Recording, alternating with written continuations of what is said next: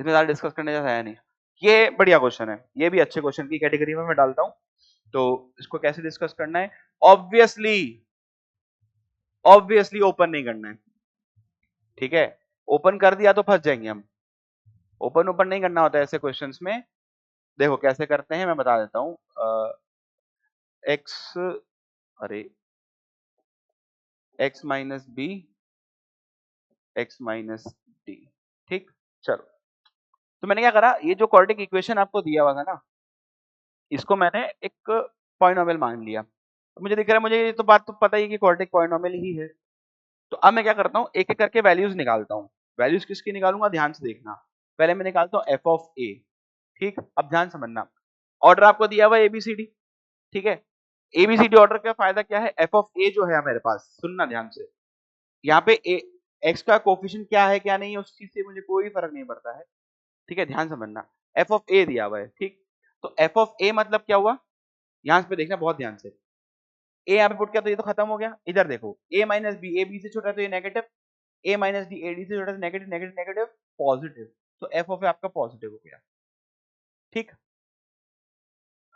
Quadratic polynomial है, continuous है भाई, बिल्कुल इसमें कोई शक नहीं है आपको, ठीक है ना। ध्यान रखें इस चीज का। एफ ऑफ बी, तो बी रखते ये तो जीरो हो गया। इधर आओ, बी माइनस ए पॉजिटिव, बी माइनस सी नेगेटिव, तो एफ ऑफ बी नेगेटिव हो गया।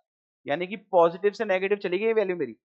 अगर मैं ए से बी के बीच में ग्राफ बनाऊंगा, हालांकि इसका ग्राफ का मुंह ऊपर ही है, आप देख सकते हो, क्योंकि देखो इधर भी एक्स का कोफिशिएंट 1, इधर भी एक्स का कोफिशिएंट 2, एक्स स्क्वायर का कोफिशिएंट, तो टोटल 3 ये पॉजिटिव है, तो ग्राफ का मुंह ऊपर ही बनेगा। तो ए बी सी डी को अगर मैं बिछाऊं ऐसे ग्राफ पे, मतलब नंबर लाइन पे हमारे एक्स एक्सिस पे, A B C D obviously ऐसे आएंगे। तो ए पर फंक्शन का वैल्यू जो है इसका पॉलिनोमियल का, वो पॉजिटिव है, बी पे नेगेटिव है, तो इसका मतलब ए से बी के बीच में वो काट के जाएगा, और कोई चॉइस नहीं है उसके पास, और कोई चॉइस ही नहीं है उसके पास, ठीक है। वैसे आगे देख लेते हैं। अब एफ ऑफ सी की बात कर लेता हूं मैं।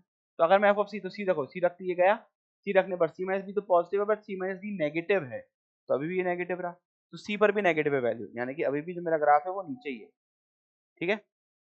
अब एफ ऑफ डी निकालते हैं एक बार। एफ ऑफ डी मैंने ऑब्जर्व किया, तो डी पे तो ये जीरो हो गया, डी रखते डी माइनस ए पॉजिटिव, डी माइनस सी पॉजिटिव, तो पॉजिटिव इंटू पॉजिटिव पॉजिटिव, यानी कि डी पे पॉजिटिव है, यानी कि सी और डी के बीच में भी काट के निकल रहा होगा। तो मुझे क्लियरली ये दिख रहा है कि रूट्स रियल और डिस्टिंक्ट हैं, इसमें मुझे ऐसा कुछ सोचने की जरूरत ही नहीं है। बस ये चीज का ध्यान रखना है कि कभी भी हमें इसको ओपन नहीं करना है। ओपन कर दिया तो फिर हम फंस जाएंगे।